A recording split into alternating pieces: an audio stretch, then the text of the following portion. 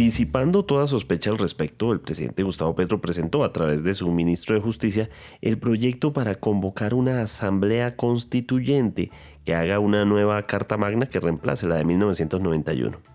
El hecho rompe una promesa de campaña que había firmado en mármol: no convocaré a una asamblea constituyente. Pero ahora argumenta que las condiciones han cambiado y que el bloqueo institucional que él reclama le impidió llevar adelante sus reformas sociales. Sin embargo, es un anuncio que entrega 3 días antes de la consulta del pacto histórico y en medio de la alta tensión con el gobierno Trump. ¿Es viable una constituyente en cuanto a tiempos en este momento en un año tan convulso? Hoy es viernes 24 de octubre. Mi nombre es Carlos Solano y este es el Café de Hoy, edición fin de semana.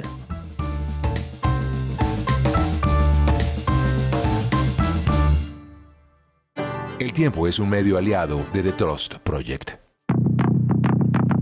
Primero, noticias de las últimas horas. La Fiscalía decidió finalmente interponer el recurso de casación ante la Corte Suprema de Justicia tras la absolución del expresidente Álvaro Uribe, quien fue declarado absuelto por el Tribunal de Bogotá por los 2 delitos de los que se le acusaban en su famoso caso. En las últimas horas, la Fiscalía decidió presentar este recurso que es extraordinario y que se convierte en una suerte de tercera instancia que podría abrir un nuevo capítulo en el expediente judicial del exmandatario, considerado este caso el más importante que se ha llevado contra un expresidente en Colombia. Este recurso de casación es una técnica jurídica compleja que significará hacer muchas evaluaciones. Ya lo habían anunciado, entre otros, quien figuraba antes como víctima, quien es el senador Iván Cepeda. Anunciamos que apelaremos el recurso de casación, estudiaremos otros recursos como el Sistema Interamericano de Derechos Humanos, pero es todo una posibilidad, dijo en su momento el senador Cepeda.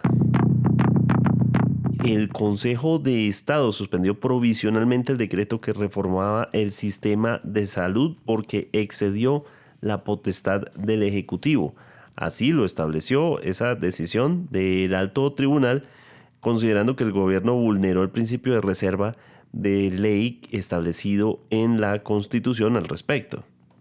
Según el Consejo de Estado, entonces, el gobierno no podía regular por decreto aspectos estructurales del sistema de salud cuya configuración corresponde al Congreso de la República en virtud del artículo 150 de la Constitución Política. Precisamente, la Constitución, nuestro tema central de hoy. Esto responde a una acción interpuesta por el representante a la Cámara Andrés Forero del Partido Centro Democrático de oposición al gobierno, quien argumentó que el Ejecutivo modificó la estructura y el funcionamiento del sistema de salud mediante una vía no legislativa.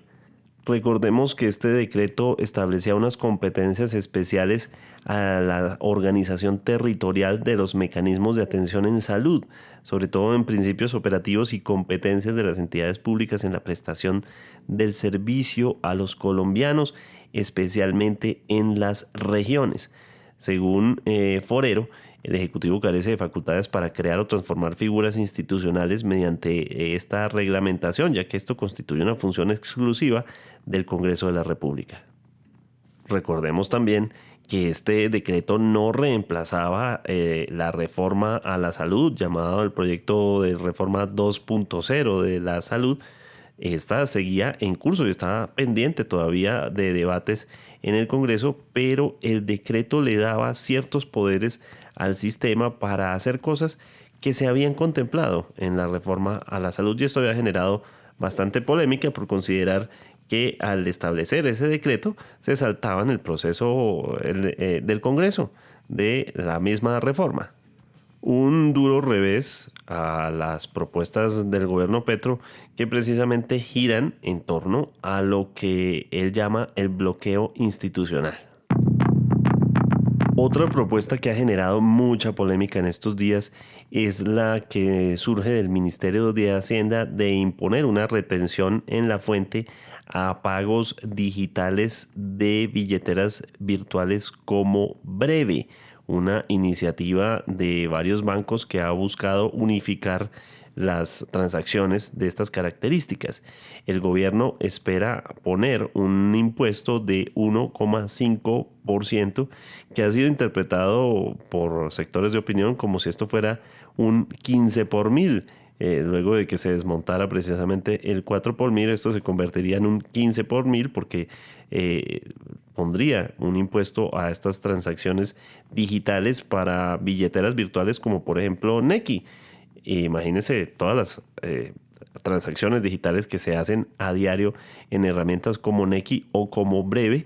Y ante esto, el presidente de Asobancaria, Jonathan Malagón, dijo que esto sepultaría iniciativas de estas características que llevan a la innovación digital en estas plataformas de intercambio y plataformas digitales que han facilitado la vida de muchos colombianos. Hay que aclarar que la cartera de Hacienda ha advertido que esta retención no aplicaría si el pago o abono no constituye ingreso tributario ni afectará las operaciones entre personas naturales que no sean responsables de IVA. Pero esto de todos modos ha llevado a diferentes escenarios en los cuales se teme que esto se convertiría en un nuevo impuesto al estilo del 4 por mil.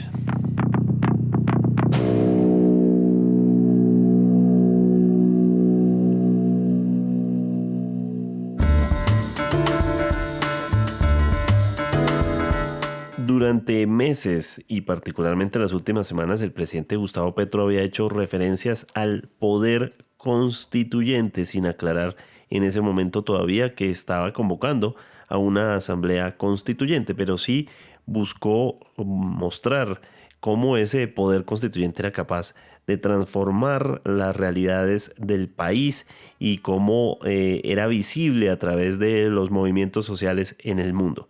Pues bien, este jueves 23 de octubre ya hizo formal a través de una presentación que hizo el ministro de Justicia, el señor Eduardo Montealegre, la propuesta de un proyecto de ley que proponga convocar la Asamblea Constituyente durante un periodo muy corto en el que los dignatarios o magistrados de esa Corte Constitucional en ese momento decidan hacer una nueva Carta Magna completa. Así lo definió el ministro Montealegre, así lo presentó públicamente. En el siglo XX, el mundo presenció con asombro una de las revoluciones más grandes de la humanidad, la transformación de la República Popular China en un coloso económico. Un ejemplo de cómo un ejército de campesinos pobres puede cambiar la tierra. Después de una larga marcha rompieron las viejas cadenas y decidieron ser libres.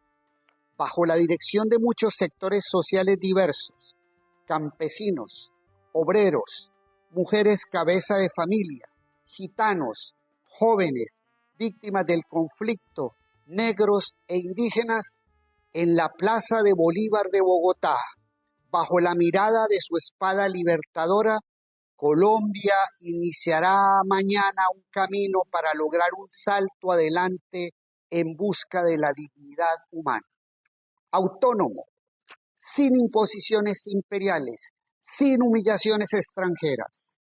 Daremos comienzo a un proceso constituyente que transforme el país y le brinde nuevas instituciones que respondan a las necesidades del siglo XXI. Algunas del 91 se volvieron obsoletas, otras son utilizadas por sectores profundamente retardatarios para destruir las conquistas sociales. Esto debe cambiar.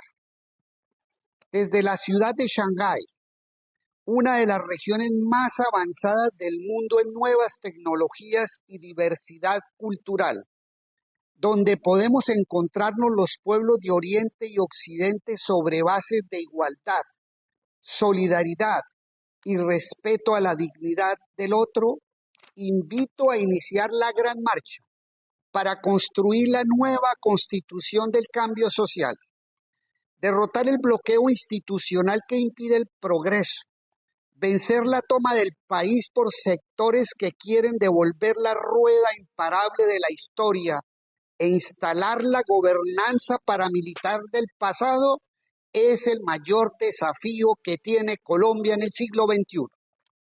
Como ministro de Justicia y del Derecho del gobierno de Gustavo Petro, le entrego hoy al pueblo de Colombia un proyecto de ley que convoca a una Asamblea Nacional Constituyente, social, constituida por 71 delegatarios, integrada paritariamente por hombres y mujeres, con espacio para sectores que se proyectan de manera diferente a las clasificaciones binarias sobre el género propias de la tradición filosófica de Occidente.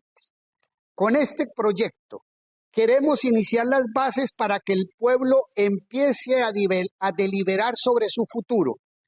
Es el ciudadano, como lo hicieron los griegos que inventaron en la polis de Atenas la democracia, quien debe decidir sobre su propio destino. El texto que hoy presentamos a consideración de los sectores sociales es un punto de partida para construir sobre él las bases de la transformación que requiere Colombia.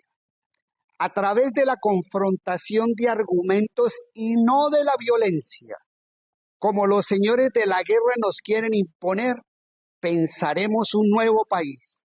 La constituyente será el espacio para impulsar todo el programa social que la caverna no ha dejado desarrollar al primer gobierno de izquierda de nuestra historia. El anuncio hizo recordar aquel momento en el que el presidente Gustavo Petro, durante la campaña que lo llevó a ser presidente, firmó un documento que era simbólico y que se llevó ante notaría, en el que el presidente Petro reconocía ante la Alianza Verde, en ese momento liderada por el ex candidato y líder tótem político Antanas Mockus, y junto a demás delegados del Partido Verde o de la Alianza Verde, firmaron un decálogo, unas tablas de la ley, en las que entre los 10 puntos se encontraba: no convocaré una Asamblea Nacional Constituyente. La fotografía ha estado rotando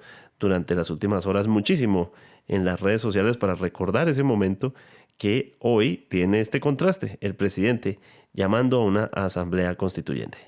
El pacto histórico, por supuesto, apoya la propuesta del presidente Gustavo Petro y del gobierno. Escuchemos lo que dice Iván Cepeda, el senador y precandidato por el pacto histórico, de quien escucharemos, junto al nombre de Carolina Corcho, sus dos nombres este fin de semana en la consulta del partido. Un cronograma en que lleguemos en un tiempo razonable al acuerdo buscado sin afanes, pero sin dilaciones. E igualmente, uno o varios mecanismos de implementación de los acuerdos, que pueden ser una Asamblea Nacional Constituyente o leyes y reformas que adoptemos por una vía expedita.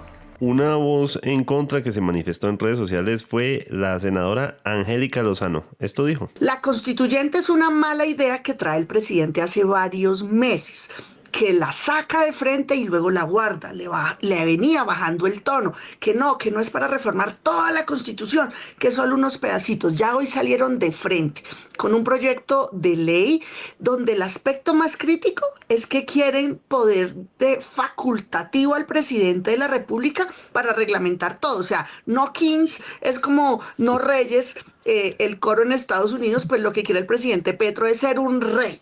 Las facultades para reglamentar una eventual constituyente. ¿Qué busca el gobierno con una asamblea constituyente? ¿Cómo podría llevarla adelante? ¿Es posible hacerla en tan corto tiempo? Y además, ¿es necesario hacer una asamblea constituyente cuando la Carta de 1991 ha demostrado ser muy efectiva? Y de hecho, entre las declaraciones previas en los últimos meses del presidente, insistió en que lo que había que buscar era proteger esa Constitución del 91 y fortalecerla a partir de, digamos, rodearla con un poder constituyente. Pero entonces, ¿qué pasó? Vamos a hablar con un experto en el tema. El ex magistrado de la Corte Constituyente, abogado constitucionalista y además quien estuvo en la Constituyente de 1991, el abogado Juan Manuel Charri. Doctor Charri, ¿es viable una asamblea constituyente en este momento, una asamblea constituyente del gobierno? En mi opinión, la propuesta de asamblea constituyente a esta altura del gobierno Petro, pues no se culminaría dentro de su periodo. Se tiene que tramitar una ley con mayorías absolutas. Esa ley tiene que ir a control de constitucionalidad. Se tendría que preparar las elecciones y tener los recursos. Y así se ganara la consulta popular, pues se tendría que hacer una nueva elección para elegir a los dignatarios de la Asamblea. Eso, en mi opinión, fácilmente podría tardar un año o más, de manera que superaría el periodo del gobierno Petro y digamos que la suerte que correría dependería en un alto porcentaje del gobierno siguiente. La dinámica de los tiempos, como lo explica el ministro Montealegre, ¿es eso viable? ¿Es constitucionalmente posible hacerlo en tan corto tiempo? Lo que yo entiendo de la propuesta gubernamental que se hace a través del ministro de Justicia es que se pone en tela de juicio toda la Constitución y se van señalando, digamos, distintas situaciones que a juicio del documento son situaciones que deben ser corregidas. Y se llega a la conclusión con la que uno, o con la que yo no estaría de acuerdo, de que hay que cambiar toda la Constitución, que solo se dejaría, digamos, a salvo el funcionamiento del Congreso, que es el órgano que la convoca, y el respeto por los tratados internacionales suscritos por Colombia. Yo creo que la Constitución de 1991, que seguramente es perfectible, es uno de los documentos con mayor aceptación ciudadana y respecto al cual hay un amplio consenso de que es una Constitución que ha servido a la sociedad colombiana y ha construido, digamos, controles y limitaciones para el ejercicio del poder. Si bien hay aspectos que se pueden mejorar, sería o es equivocado, a mi juicio, plantear una nueva Constitución en su integridad. Me parece que en eso la pretensión del gobierno es muy amplia y que no se identifica con el sentir mayoritario de la sociedad colombiana. Mucho se habla de la Constitución del 91 y en ese entonces, pues lo que dicen algunos expertos es que había un espíritu muy particular y era que en medio de tanta coyuntura, pues había una necesidad de encontrar consensos y un sentimiento político en el sector político de encontrar consensos. ¿Una asamblea constituyente hoy iría en esa misma dirección o cómo lo haría? La coyuntura en la que se dio la Constitución del año 91 fue muy particular. Una guerra declarada de las organizaciones del narcotráfico contra el Estado colombiano, en la cual se dieron asesinatos de 3 candidatos presidenciales, podría decirse que 4, en una coyuntura muy difícil de una violencia muy alta por las organizaciones criminales. Esa situación, sin duda, llevó a que los partidos y las corrientes políticas buscaran amplios consensos para modificar la Constitución. Y no se hizo solo en la convocatoria, sino en el trámite de la Constituyente. Yo creo que ahora estamos en un escenario muy distinto, en un gobierno que no tiene mayorías parlamentarias, que tal vez obtuvo un 19% de participación en el Congreso, que hizo una coalición en el primer año de gobierno y la abandonó prematuramente, y que ahora, frente a esa circunstancia en que sus proyectos no prosperan en un parlamento en donde no tiene mayorías, pretende, digamos, saltar el obstáculo modificando la Constitución. Como una posición de parte, digamos, de grupo político que considera que las otras fuerzas políticas le obstruyen los cambios que quiere hacer, olvidando que no tiene las mayorías en el Congreso, que representan sectores de la sociedad que eventualmente no aceptan los cambios propuestos por este gobierno o lo aceptan en otros términos. De manera que, desde ese punto de vista, está utilizando el argumento de la constituyente como un argumento, llamémoslo partidista, de sector político, para superar los inconvenientes que no pudo manejar con las reglas de juego actuales.